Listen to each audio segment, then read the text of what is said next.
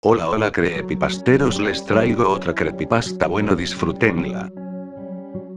A fines de los años 40, en la Unión Soviética se llevó a cabo un experimento cruel e inhumano, con 5 prisioneros a los cuales se intentó, a base de un gas estimulante, mantener despiertos por 15 días.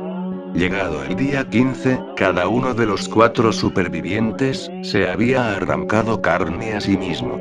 Y, en la locura que los sujetos de prueba mostraban, había algo misterioso y escalofriante. Aquí la verdadera historia. A fines de los años 40, cuando aún la Unión Soviética era gobernada por el puño de acero de Stalin, un grupo de científicos rusos decidió llevar a cabo un experimento en que, a base de un gas estimulante, se mantendrían despiertos a 5 sujetos por un período de 15 días. Primeramente, los 5 individuos fueron conducidos a un entorno cerrado a fin de que se pudiese monitorear el empleo de oxígeno, ya que el gas estimulante resultaba letal en elevadas concentraciones. A fin de observar cuidadosamente a los sujetos del experimento, y ya que en ese entonces todavía no existía el sistema de circuito cerrado con cámaras de vigilancia, se emplearon micrófonos y unas ventanas con vidrios de 5 pulgadas de espesor. Por otro lado, la habitación del experimento contaba con libros, mantas para dormir cómodamente aunque sin camas, agua corriente, un baño y provisiones alimenticias que alcanzaban para que todos los 5 sujetos sobreviviesen un mes entero. ¿Pero qué habían hecho los sujetos del experimento para estar allí? Estos eran prisioneros políticos y militares enemigos capturados durante la Segunda Guerra Mundial. Stalin había dicho una vez que la violencia es el único medio de lucha, y la sangre el carburante de la historia y, en concordancia con esa manera de pensar, miles de individuos habían sido torturados, enviados a trabajos forzados en Siberia, o asesinados con un tiro en la nuca. Pero el destino de estos prisioneros sería aún peor. Durante los primeros 5 días todo estuvo relativamente bien y pocas eran las quejas, en gran parte porque los habían engañado, prometiéndoles la libertad si se sometían a la sencilla prueba de no dormir por 15 días. Curiosamente, y ya en ese breve intervalo inicial de 5 días, los investigadores notaron que, mientras más tiempo pasaba, los sujetos mostraban más propensos a hablar sobre eventos traumáticos de su pasado. El primer punto de inflexión vino después de los 5 días iniciales, pues los sujetos comenzaron a quejarse de los hechos que, según ellos, los habían conducido a terminar en el experimento. Sus miradas ya no eran las mismas, sus gestos y actitudes denotaban el inicio de la paranoia. La camaradería de los días pasados se resquebrajó y dio paso a 5 individuos desconfiados, que ya no hablaban entre sí y que murmuraban alternativamente en los micrófonos, tratando de no ser vistos por sus compañeros y evidenciando que pretendían ganarse la confianza de sus captores al traicionar a sus camaradas. En opinión de los científicos, los cambios conductuales de los sujetos eran un efecto del gas y la privación de sueño. Ya en el 9º día, uno de los sujetos de prueba comenzó a correr como loco por toda la habitación, gritando y gritando sin parar. Así estuvo unas 3 horas, en un espectáculo atroz donde su voz, como consecuencia del desgaste de las cuerdas vocales, estaba cada vez más ronca. Además, naturalmente el hombre cayó algunas veces, pero siempre se volvía a levantar, pese a que estaba bañado en sudor y hasta llegó a escupir sangre antes de no poder dar más que gritos ocasionales y, finalmente, caer presa del silencio, ya que sus cuerdas vocales estaban destrozadas. En cuanto a los compañeros del sujeto que gritaba, mostraron inicialmente una escalofriante indiferencia, seguían murmurando en los micrófonos, encerrados en sí mismos. Sin embargo, cuando un segundo sujeto se puso a correr y a gritar como el primero, 2 de los 3 que no gritaban agarraron algunos libros, les comenzaron a arrancar páginas, defecaron, las cubrieron con sus heces y las empezaron a pegar en las ventanas de la habitación, tras lo cual dejaron de correr los 2 que corrían y, el que aún gritaba, el otro ya no podía, se había destrozado las cuerdas vocales, dejó de gritar. También, a raíz de eso nadie volvió a murmurar en los micrófonos.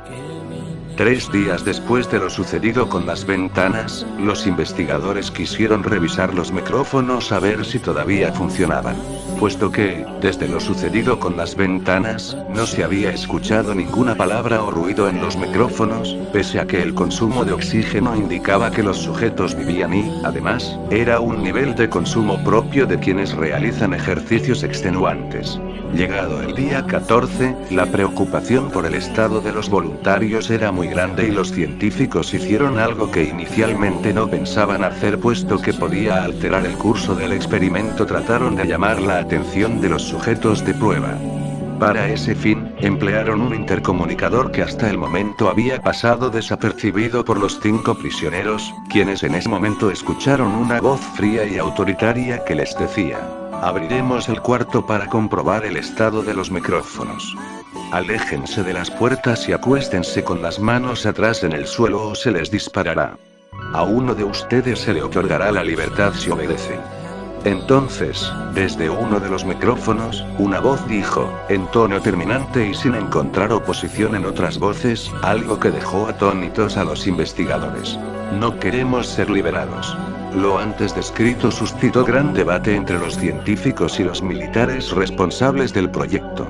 Se intentó varias veces y en vano comunicarse de nuevo con los sujetos, pero estos no dijeron palabra alguna ante lo escuchado desde el intercomunicador.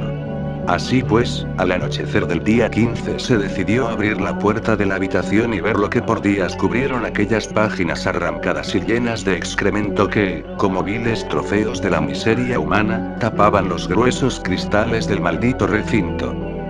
Antes de entrar, los investigadores extrajeron el gas de la habitación y empezaron a mandar aire fresco, pero entonces comenzaron a escucharse montones de quejas en los micrófonos. Eran 3 voces que, rogando en nombre de sus seres queridos, pedían que volvieran a mandarles más gas estimulante.